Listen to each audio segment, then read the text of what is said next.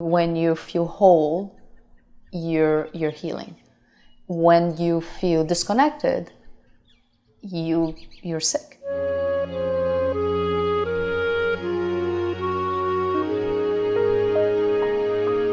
Hi everyone, thank you so much for joining us. Today I'm here with Aychele.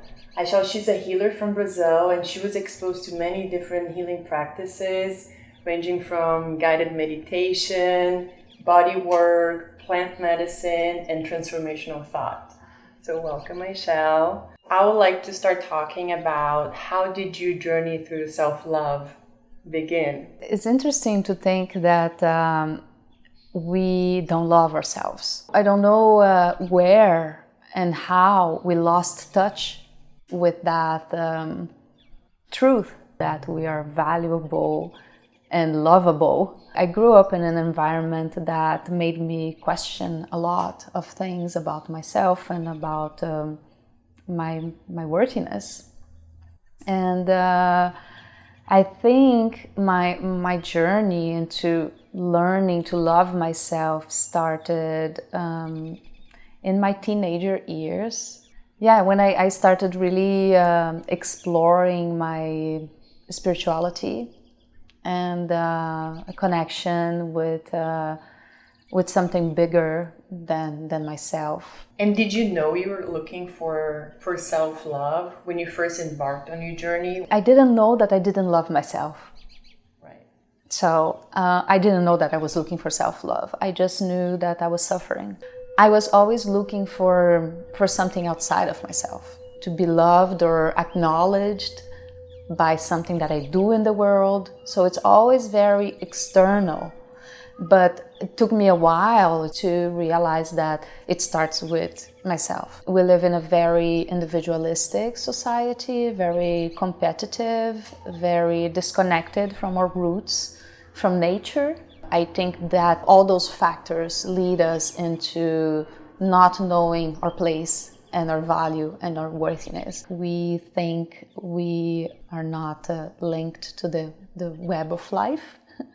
You know, it's a kind of an arrogance almost, an ignorance.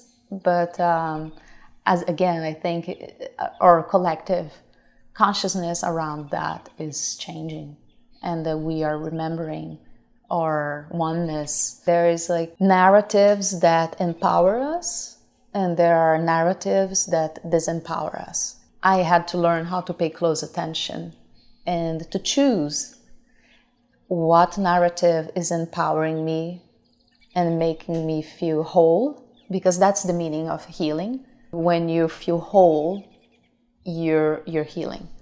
When you feel disconnected, you're sick. Start paying attention to those narratives. Why is it like the hardest thing to love ourselves?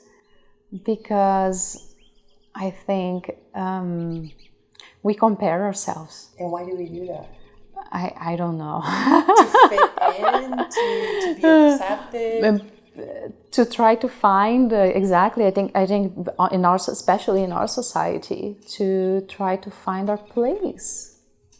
Like, we don't know where we belong. You know, with the plant medicines and the exploration and shamanic expanded states of awareness, I got to have a better view and a better taste of who I am.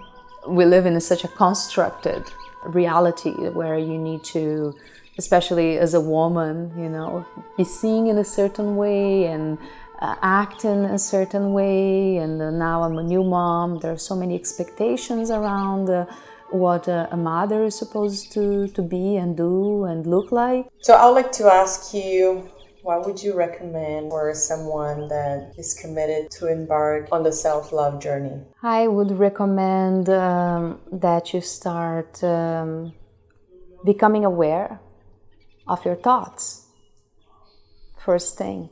And since our society is so visual, especially when you're looking into the mirror, what is coming up? Just acknowledge it. Don't change it in the beginning, you know, like just see what is there. You know, like, oh, I don't like this or I don't like that, or just like observe it. And then you can start replacing those thoughts with more empowering thoughts. And I recommend you to look for support. Maybe a yoga practice, and maybe a meditation practice. It may be a plant medicine journey. It may be journaling, doing arts, expression. There's so many ways of healing and finding your self-love. But first of all, observe and be compassionate. Self-compassion, self-love and self-compassion, they go hand in hand. Thank you so much. You're welcome. Guys, thank you so much. Please don't forget to subscribe and ring the bell to be notified about the next videos.